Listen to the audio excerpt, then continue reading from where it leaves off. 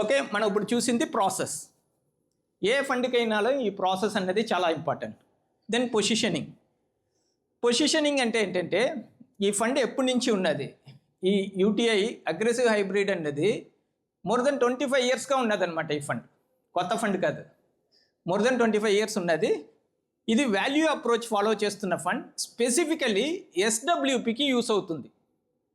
మనందరూ ఎస్ఐపి అని గురించి విన్నాము. ఎస్డబ్ల్యూపి గురించి ఎంతమంది విన్నారు? గుడ్. ఎస్డబ్ల్యూపి అంటే సిస్టమాటిక్ విత్డ్రావల్ ప్లాన్ అనమాట. ఎస్ఐపి అంటే మన బ్యాంక్ అకౌంట్లో నుంచి ఫండ్ హౌస్కి రావటమే ఎస్ఐపి అంటాం. ఎస్డబ్ల్యూపి అంటే ఫండ్ హౌస్ నుంచి మీ బ్యాంక్ అకౌంట్కి రావటం. ఇప్పుడు ఈ మధ్య కాలంలో అందరూ ఏం చేస్తున్నారు, ఇది మేబీ సమ్ 55-60 ఇయర్స్ వస్తున్నప్పుడు అందరూ ప్లాన్ చేసుకుని, ఎందుకంటే పెన్షన్ అందరికీ లేదు. అప్పుడు every month the living expense is there and of course the age mortality rate is totally different. ఇప్పుడు నియర్లీ 90+ అయిపోయింది. ఇది ముందు ఒకప్పుడు ఏంటి బిలో 60 ఉండింది. ఇప్పుడు 60 ఇయర్స్లో ఒక రిటైర్ అవుతున్నారు అనుకుంది, మేబీ 25 ఇయర్స్లో జాయిన్ అవుతున్నారు ఒక కంపెనీలో, అంటే 55-60లో రిటైర్ అవుతున్నారంటే they will be working for 30-35 years. ఆ తర్వాత 60 తర్వాత thanks to medical facilities, technology అన్నీ పెరిగింది. Another 30 years they will have to be there. And Indian సిస్టంలో ఒక పెద్ద ఇదేంటంటే the spouse wife will be younger than the husband. అప్పుడేంటి another 10 years or 5 years you will have to plan.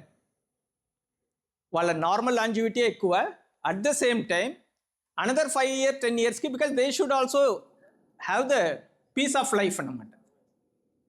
Okay, so అందుకనే SWP అనేది చాలా important. ఎవరికెవరికి ఎంత pension లేదో, పెన్షన్ ఉన్నా సరిపోదు అనుకున్న వాళ్ళు కూడా ఎస్డబ్ల్యూపికి ఫండ్ సూట్ అవుతుంది అనమాట.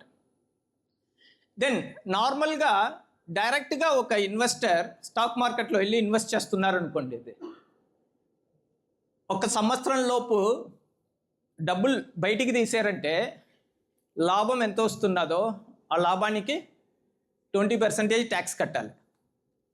ఓకే, సో ఇదే fund, equity fund, this is aggressive హైబ్రిడ్లో కూడా 70%, 70% ఈక్విటీ ఉంటుంది. సో ఈ ఫండ్లో ఏంటంటే ఫండ్ మేనేజర్ చర్న్ చేస్తూనే ఉంటారు, విదిన్ 1 ఇయర్ కూడా అమ్ముతారు, కొంటారు, అన్నీ చేస్తారు. కానీ ఇన్వెస్టర్ ట్యాక్స్ కట్టని అవసరం లేదు, ఫండ్ హౌస్ కూడా మేము ట్యాక్స్ కట్టక్కర్లేదు. So that's a beautiful point.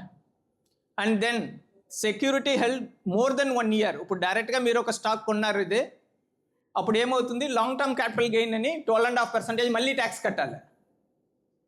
కానీ ఇక్కడ ఫండ్ మేనేజర్ 1 ఇయర్ తర్వాత ఒక షేర్ అమ్మినాలు కూడా ఫండ్ మేనేజర్కి ట్యాక్స్ లేదు, ఇన్వెస్టర్కి ట్యాక్స్ లేదనమాట.